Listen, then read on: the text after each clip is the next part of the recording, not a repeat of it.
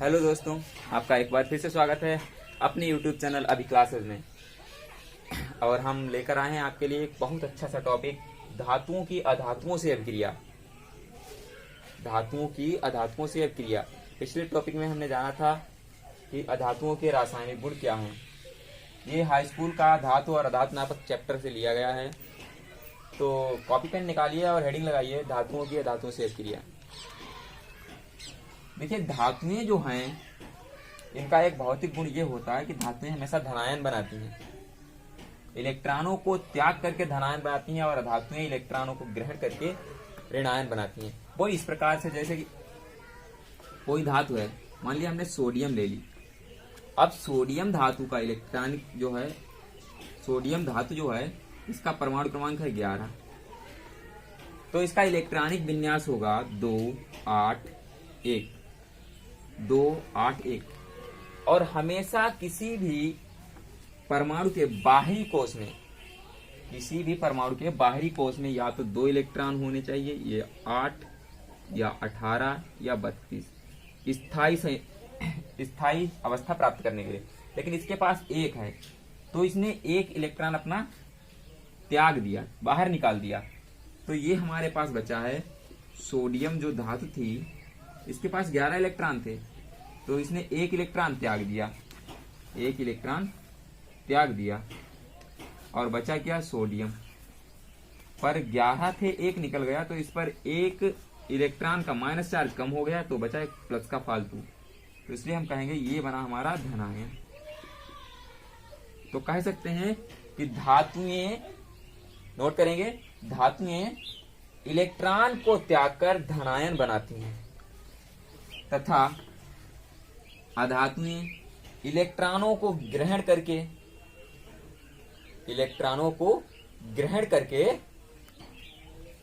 ऋणायन बनाती हैं। कैसे? मान लिया क्लोरीन का परमाणु क्रमांक 17, इलेक्ट्रॉनिक विन्यास होगा 2, 8 और 7। स्थायी अवस्था प्राप्त करने के लिए यहाँ 8 होने चाहिए, तो इसने एक इलेक्ट्रॉन ले लिया। क्या लिया? एक इलेक्ट्रॉन ले लिया। तो ये बना हमारे पास Cl जो था, इसने एक इलेक्ट्रॉन ग्रहण किया, एक इलेक्ट्रॉन ग्रहण कर लिया। तो अब इस पर क्या हुआ, एक इलेक्ट्रॉन आया तो नेगेटिव चार्ज बढ़ गया, तो ये बना Cl नेगेटिव यानी Cl माइनस यानी ऋणायन। ये था धनायन, ये बना हमारा ऋणायन। ठीक है। जब ये धनायन और ऋणायन बन जाते हैं तो इन दोनों के संयोग से, इसके धनायन और ऋणायन के संयोग से जो है, इनमें एक विद्युत बल में, ये दोनों एक विद्युत बल में बंध जाते हैं और आयनिक यौगिक बना लेते हैं। धनायन और ऋणायन जब आपस में मिलते हैं तो एक विद्युत बल में बंध जाते हैं और आयनिक यौगिक बना लेते हैं। तो जरा इसे इतना नोट करते हैं, उसके बाद हेडिंग लगाते हैं आयनिक यौगिक। नोट हुआ? ठीक, मिटा रहे हैं।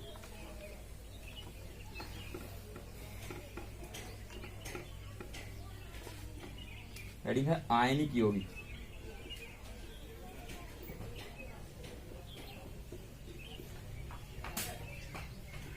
तो लिखेंगे कि विपरीत आयन एक दूसरे को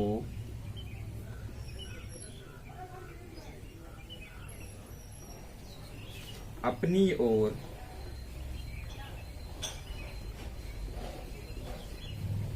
आकर्षित करते हैं,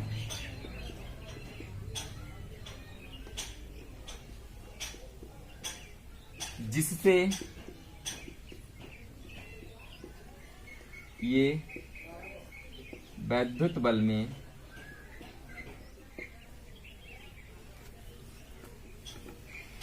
बंध जाते हैं या बंधकर आयनिक यौगिक बनाते हैं, आयनिक यौगिक बनाते हैं। कह सकते हैं कि धनायन और ऋणायनों से मिलकर बने यौगिक को हम आयनिक यौगिक कहते हैं। जैसे Na+ यानी सोडियम का धनायन अभी हमने देखा था, और क्लोरीन का ऋणायन, ये दोनों जब आपस में संयोग करेंगे तो बन जाएगा एक आयनिक यौगिक जिसे हम कहेंगे NaCl। ठीक है, नोट किया? ठीक, मिटा रहे हैं।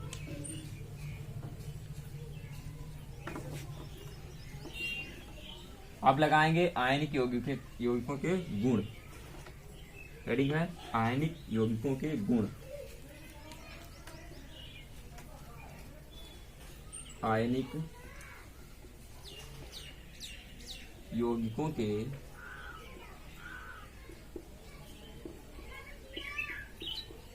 गुण।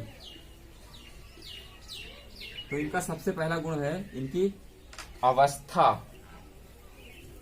इनकी अवस्था।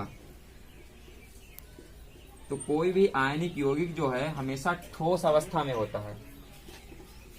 आयनिक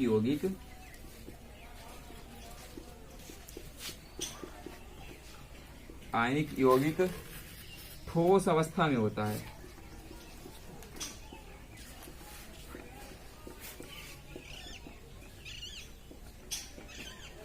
और कठोर होते हैं।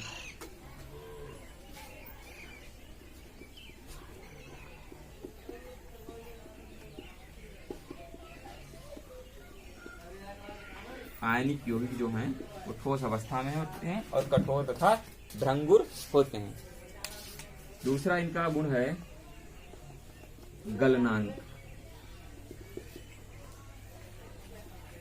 तो जो आयनिक यौगिक हैं इनका गलनांक बहुत अधिक होता है। लिखेंगे आयनिक यौगिक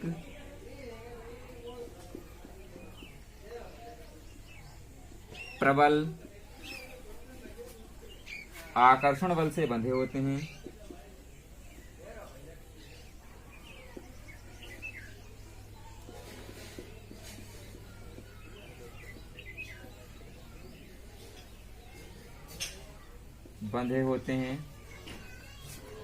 जिस कारण इनका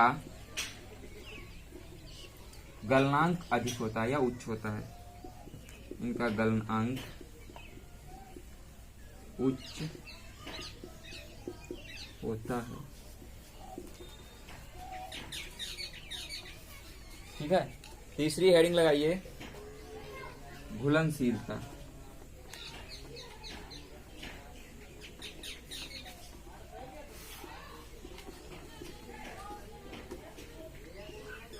तो आयनिक यौगिक जो हैं वो जल में तो आसानी से घुल जाते हैं, परंतु केरोसिन या कार्बनिक यौगिक पेट्रोल वगैरह आदि में नहीं घुलते या नहीं विलीन हैं।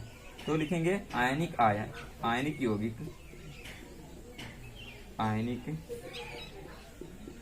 यौगिक जल में घुलनशील हैं। जल में घुलनशील होते हैं,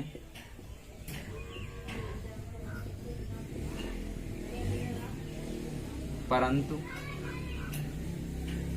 केरोसिन या पेट्रोल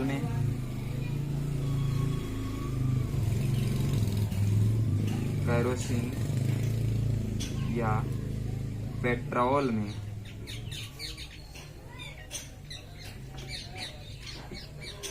अविलेय होते हैं।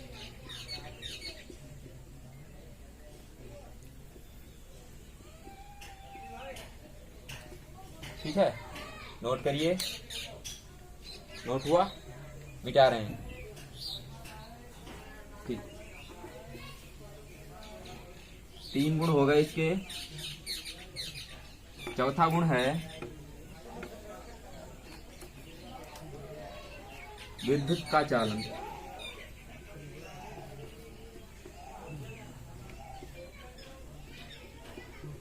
विद्युत का चालन।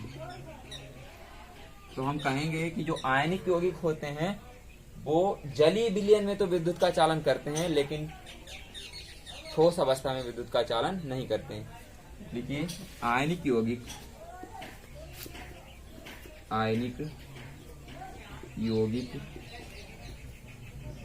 जलीय विलयन में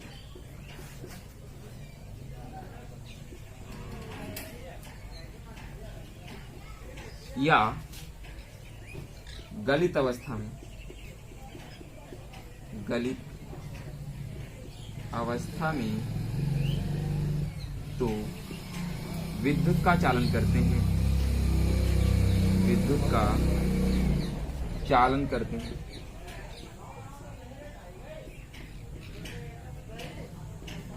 परंतु ठोस अवस्था में नहीं, ठोस अवस्था में नहीं। ठीक है, और यहां से आपका आज का टॉपिक समाप्त होता है। पढ़ाई करते रहिए। All the very best.